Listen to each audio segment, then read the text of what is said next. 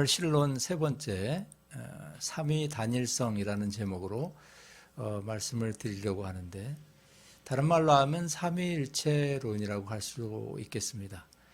실론의 주제가 여러 가지가 있고 말씀드리려면 한도 끝도 없지만은 오늘 세 번째 시간으로 실론을 일단 마감하려고 하는데, 제일 어려운 주제 세 가지를 지금 계속 말씀드리고, 오늘은 삼위일체론에 대한 내용을 말씀드립니다.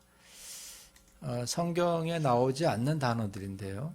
삼위일체, 삼위단일성, 삼위의, 삼위적인, 이런 표현들은 성경에 나오지 않습니다. 하지만 초대교회 때부터 교회 지도자들 또는 학자들이 하나님의 존재 양식에 대해서 성경을 통해서 깨닫다 보니까 이렇게 표현할 수밖에 없는 어려운 단어들이 나타나게 된 것이죠. 하나님을 인간의 언어로 보다 정확하게 어떻게 하면 표현하려고 노력하다 보니까 실존이라든지 본체라든지 이런 표현을 쓸 수밖에 없었던 겁니다. 어쨌든 이러한 용어들은 성경 안에 나오는 용어는 아니지만은 하나님을 묘사하는 그래도 가장 근접한 표현이기 때문에 신학계에서는 이런 표현을 쓸 수밖에 없었던 것이죠. 신명기 6장 4절에 보면은 하나님의 그 단일성을 묘사하는 내용이 나옵니다. 이스라엘아 들으라, 쉐마입니다. 우리 하나님 여호와는 오직 유일한 여호와이시니, 하나님은 유일하신 하나님이다. 동시에 그 당시에나 요즘에도 유행하는 여러 다실론과는 구별되고 다실론을 배제하는 내용이 성경에 나오고 있다는 거죠. 어쩌면 단일성보다는 유일신이신 하나님을 표현하는 구절이 아닌가 싶습니다. 구약에 나오는 유일하신 하나님을 표현하는 아주 중요한 구절입니다. 그리고 창세기 1장 1절에 아시다시피 태초에 하나님이 천지를 창조하시니라 했는데, 거기서 나오는 하나님이 히브리어로 엘로힘입니다. 엘로힘은 어미가 복수 형태로 되어 있어서 하나님의 존재 양식에 대한 아주 흐릿한 암시를 주고 있는데, 하나님은 복수 형태로 존재하시지 않았을까 하는 것을 추측하게 만드는 중요한 구절이라고 볼 수가 있어요. 하나님은 한 분이시지만, 유일하시지만은 존재하는 형태가 여럿이실 수 있다 하는 것을 암시한다는 거죠. 창세기 16장 7절에 보면 여호와의 사자가 아브라함에게 나타났다고 했는데, 거기서 나타나는 여호와의 사자라는 표현도 보통은 구약에서 선지자들이나 또 천사들이나 이런 존재를 표현할 때 여호와의 사자라고도 하지만은, 여기 창세기에 나타난 여호와의 사자는 나중에 보면 하나님으로 불립니다. 그러니까 여호와의 사자라는 이 표현도 역시 하나님의 존재 양식의 또 다른 표현이라고 볼 수가 있겠죠. 이것은 하나님 안에 여러 그 인격 또는 여러 위격, 영어로 하면 person이 존재한다는 것을 암시해주는 구약의 내용들이라고 볼 수가 있습니다. 잠언 8장에도 지혜에 대한 말씀이 나오는데, 이 지혜는 태초에 이미 일하시기 전에 나를 가지셨고, 만세 전부터, 태초부터, 땅이 생기기 전부터 지혜가 이미 세움을 받았다. 이런 내용을 봤을 때 이 지혜는 다름 아니라 하나님의 또 다른 표현이 아니겠는가라고 학자들은 생각을 합니다. 하지만 명확하지는 않습니다. 이 지혜가 곧 하나님인가 하는 것에 대한 단언을 내리기에는 명확하지는 않지만, 이것은 하나의 중요한 암시가 될 수가 있는 거죠. 하나님은 여러 가지 존재 양식을 가지고 계신 분이셨다 하는 거죠. 그래서 어떤 신학자는 이렇게 정의합니다. 구약 성경은 신격을 구성하는 신인격들에 대한 참된 암시를 가지고 있으며, 삼위일체에 관한 교리는 구약 성경에 오직 씨앗의 형태로 존재한다. 이 말은 무슨 말이냐면, 구약에서는 명확하지 않다는 거예요. 하나님의 그 삼위로 존재하는 양식을 구약에서 아주 명확하게 명시하지는 않고 있다는 겁니다. 하지만 암시하는 어떤 씨앗의 형태로 구약 성경에서는 여러 군데 하나님의 존재 양식에 대해서 서술을 하고 있다는 내용인 것이죠. 근데 신약은 좀 더 명확해지기 시작합니다. 고린도전서 8장 4절에 보면 하나님은 한 분밖에 없는 줄 아노라. 비록 하늘에나 땅에나 신이라 불리는 자가 있어 많은 신과 많은 주가 있으나 그러나 우리에게는 한 하나님 곧 아버지가 계시니라고 하면서 신약 성경은 이미 하나님의 유일성에 대해서 인정을 합니다. 하나님은 하나이신 분, 유일하신 분이시다. 그러면서 동시에 신약 성경은 하나님이 셋으로 존재하신다는 것을 언급을 합니다. 마태복음 28장 18절과 20절에 보면 예수님이 말씀하시기를 하늘과 땅의 모든 권세를 내가 부여받았다 이렇게 말씀하시고 내가 너희와 항상 함께 있으리라 이런 표현을 하십니다. 이 말은 예수님의 전능하심 또는 예수님의 무소부재하심을 표현하는 것인데 여러분들이 전능하심과 무소부재하심이 누구에게 속한 속성입니까? 하나님에 대한 속성이죠. 그러니까 예수님 자신도 당신 자신이 하나님이시라는 것을 여기서 표현을 하고 있는 것이죠. 하나님은 유일하시고 단일하시지만 동시에 셋으로 존재하신다는 거예요. 사도행전 5장 3절에서도 아나니아와 삽비라의 사건 속에서 아나니아와 삽비라가 책망받을 때 이렇게 말합니다. 땅이 그대로 있을 때에는 네 땅이 아니며 판 후에도 네 마음대로 할 수가 없더냐. 어찌하여 이를 네 마음에 두었느냐. 사람에게 거짓말한 것이 아니요 하나님께로다 이런 하는데 그 하나님께로다라는 표현 누구를 지칭하는 거냐 하면 성령 하나님을 지칭하는 것입니다.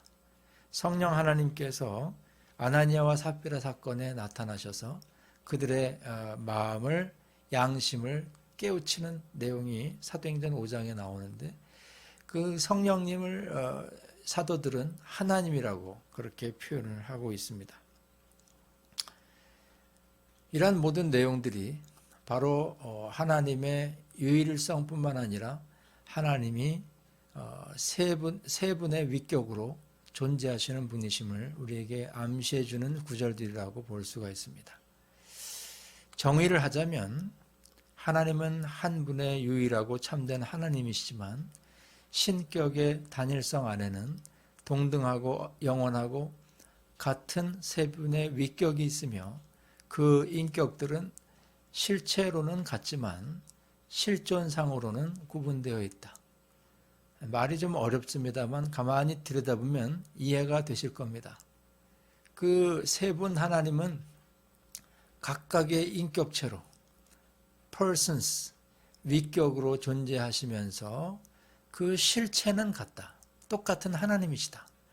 그러나 존재하는 양식이나 사역의 방법에 있어서 실존상으로는 구분되어 있는 분이 하나님이시다. 이렇게 성경은 다 전반적으로 하나님을 묘사하고 있다 하는 것이죠. 이것을 그림으로 나타낸 아주 단편적인 그림이 있는데요. 여기 보시면 성부, 성자, 성령님은 하나님이다.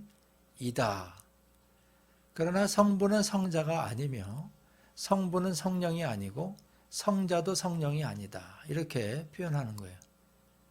실체로는 같지만은 또 실존적으로는 분리되고 구분되는 이 양식이 하나님의 존재 양식이라는 것입니다. 이 하나님의 삼위일체에 대해서 교회 역사에서는 다양한 논쟁과 또 다양한 형태를 띠고 이 하나님의 존재 양식을 주장해 왔습니다. 교리라고 말하는데 이 교리라는 한 우리 기독교 안에 있는 중요한 신앙 고백이라든지 성경 안에 있는 내용들을 일목요연하게 정리한 그 교리가 변천되어 온 과정을 보면 이 삼위일체론이 어떻게 변천되어 왔는가도 우리가 알 수가 있는데요. 맨 처음에는 모나키아니즘이라 그래서 이 다니엘 신론이 굉장히 강하게 주장되어 왔습니다. 주후 210년에 데오도투스라는 사람이 예수님이 세례받을 때 하나님의 양자로 받아들여졌다라고 하면서 소위 말해서 양자론을 펼쳤는데, 이 양자론은 것은 예수님은 원래 하나님이 아니다. 하나님이 아니고 그냥 인간인데, 인간이신 예수님이 세례받을 때 비로소 하나님의 아들로 인정받았다라는 주장을 하게 됩니다. 이것을 어려운 말로 역동적인 다니엘 신론이라고 말합니다. 예수님은 그냥 세례받을 때부터 하나님께 능력을 부여받은 그러한 사람으로만 본 것이죠. 그런 의미에서 예수님과 하나님이 그냥 하나이신 하나님이다, 이렇게 좀 단순하게 생각한 것입니다. 또 하나의 다니엘 신론 중에는 양태로는 것이 있는데, 이것은 성부가 성자 안에서 성육신 되어서 성부도 십자가의 고난을 당하셨다라는 성부 순환설을 주장하는 사람이 있었습니다. 이 사벨리우스라는 사람이 유명한데요. 이 사람이 뭐라 그랬냐면, 하나님은 경우에 따라 여러 모양으로 나타난다. 그래서 이것을 양태론이라고 합니다. 모양이라는 뜻이죠. 모달리스티시즘 이렇게 말합니다. 하나님은 한 분이시지만은 순간순간 모양이 달라지는 그런 분이시다라고 생각을 하는 거죠. 근데 이것도 그렇게 건전하고 온전한 삼위일체로는 아닙니다. 하나님이 경우에 따라서 이 모양을 바꾸는 것은 약간 마치 무슨 마술을 부리는 것 같은 존재로 표현이 되지 않습니까? 그러니까 이러한 양태론도 좀 잘못된 것이라고 볼 수가 있겠죠. 또 아리안주의라는 그런 게 있는데, 알렉산드리아라는 지역의 아리우스라는 사람이 주장한 것입니다. 모든 만물이 성자로부터 만들어졌고 성령도 아들이신 예수님이 창조하셨다라고 생각하면서 성자가 성부보다 열등하고, 그러나 성자가 성령님을 창조하고, 이렇게 하면서 약간 성부, 성자, 성령 사이에 등급을 매기는 그러한 종류로 하나님을 표현한 사람이 있었습니다. 모든 만물이 성자에 의해 만들어졌으므로 성령도 아들에 의해 창조된 분이라고 주장을 했고요. 성자는 성부보다 열등한 분이라고 주장을 하기도 했습니다. 이러한 아리안주의 또는 아리우스의, 이 장로 아리우스의 주장은 그 당시에 아타나시우스라는 사람에 의해서 반박되었는데, 이분은 아타나시우스는 이 아리우스 장로의 말을 이단시했습니다. 그것은 말이 안 된다라는 거죠. 그래서 아타나시우스가 아리우스와 서로 논쟁을 하면서 정말 하나님은 어떤 분일까? 성자는 하나님에게서 피조물로 나타나셨다가 나중에 성령님을 만들어내신 그런 성자 예수님인가? 막 이런 논쟁을 하게 된 것인데요. 그 논쟁을 결론 짓기 위해서 니케아라는 곳에서 교회 지도자들이 모여서 회의를 하게 됩니다. 그때 아타나시우스가 승리하게 됩니다. 아리우스가 이단으로 정죄되면서 이런 결론을 내립니다. 그리스도는 아버지와 동일 본체이시고 성령도 성부와 동일한 본질을 가지고 계신다. 이 니케아 회의가 굉장히 중요한 삼위일체론의 중요한 결정을 내린 회의라고 볼 수가 있어요. 그래서 아리우스 장로는 그의 주장이 이단시되고 보다 균형 있는 교리적인 결론을 내리게 된 것이 바로 니케아 회의의 삼위일체론이라고 말씀드릴 수가 있는 것입니다. 또 주후 한 381년경에 콘스탄티노플에서 또 종교 지도자, 교회 지도자들이 모여서 회의를 하게 됐는데 이것을 콘스탄티노플 회의라고 합니다. 이 회의에서는 삼위일체에 대해서 어떻게 교리적인 주장을 하게 됐냐면 우리는 성령을 주로 생명을 주시는 분이라고 믿는다. 성령은 성부로부터 발현해 나오시고 성부와 성자와 함께 영광을 받으셔야 하며 선자를 통해서 말씀하시는 분이다. 이때 콘스탄티노플 회의는 성령론이 중요했던 것 같아요. 그 당시에 많은 이단들이 성령님을 좀 하등시하고 성령님의 존재에 대해서 성부 성자보다는 좀 밑에 급의 존재로 사람들이 주장을 했던 것 같습니다. 거기에 대해서 이 콘스탄티노플 회의는 정확하게 도장을 찍기를 성령님도 하나님이다 이렇게 도장을 찍으면서 성령님의 신성을 강조하게 됩니다.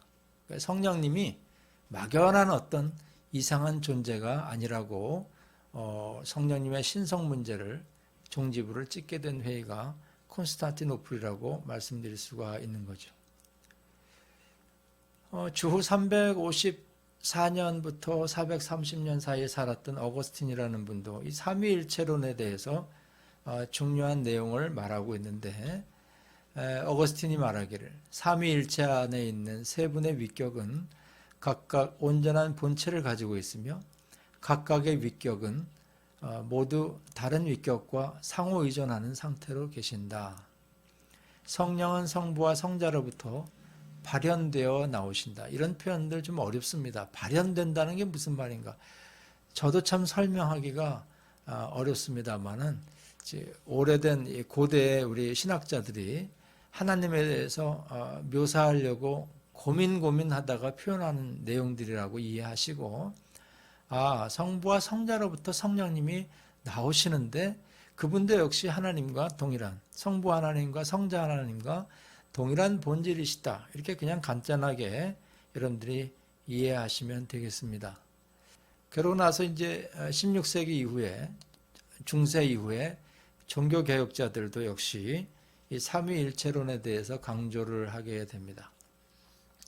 우리가 잘 아는 영국의 웨스트민스터 사원에서 결정했던 우리 모든 종교개혁자들의 신앙 고백에 보면 이런 내용이 나옵니다. 신격의 단일성 안에 하나의 본체와 능력 그리고 영원성을 가진 세 분의 위격들 즉 성부와 성자와 성령 하나님이 있다.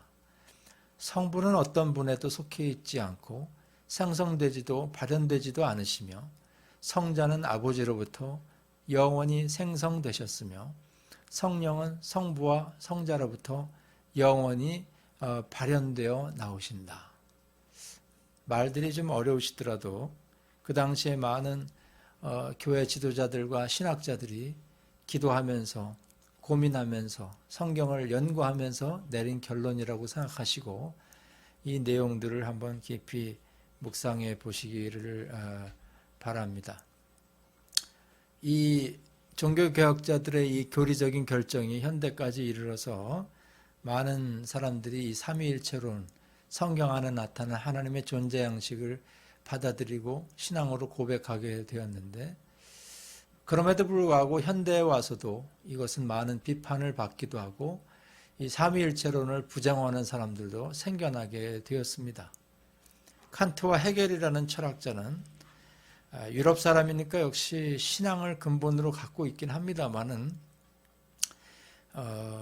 양자론과 범신론을 받아들였다고 이야기를 합니다. 아까 제가 처음에 양자론을 말씀드렸죠.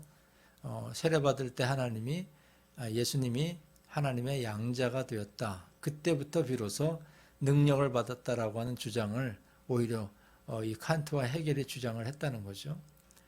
또 폴 틸리히라는 신학자는 이 모든 삼위일체론은 인간의 필요를 위해 만든 교리라고 주장하면서 반대하기도 했고요.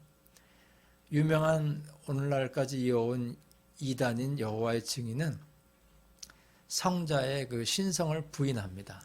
예수님의 하나님 되심을 부인하면서 아까 제가 말씀드렸던 그 아리우스 장로가 주장했던 아리안주의를 지금도 따르고 있다고 합니다. 21세기의 그 현대 이단은 갑자기 나타난 게 아니라 초대교회 때부터 있어온 주장들의 반복이라고 말할 수 있어요. 이단들이 아무리 똑똑하고 새로운 교리를 만들어낸다고 할지라도 과거에 있었던 이단들의 그 교리와 내용을 그대로 답습하는 거라고 볼 수가 있는데, 대표적인 것이 여호와의 증인입니다. 아리안주의, 아리우스 장로의 이단성을 그대로 본받았다고 말씀드릴 수가 있는 거죠. 오늘 삼위일체론의 결론을 맺으면서 요한복음 3장 16절을 읽어봅니다. 하나님이 세상을 이처럼 사랑하사 독생자를 주셨으니 이는 그를 믿는 자마다 멸망하지 않고 영생을 얻게 하려 하심이라. 우리가 믿는 이 하나님은 예수님의 구원과 성령님의 깨닫게 하심과 성령님의 인도하심, 또 성부 하나님의 창조 사역과 능력과 섭리를 따라 다 조화롭게 이루어진 놀라운 구원 아니겠습니까? 이 구원이 종국적으로 축약된 내용이 요한복음 3장 16절입니다. 하나님이 독생자를 주셨다.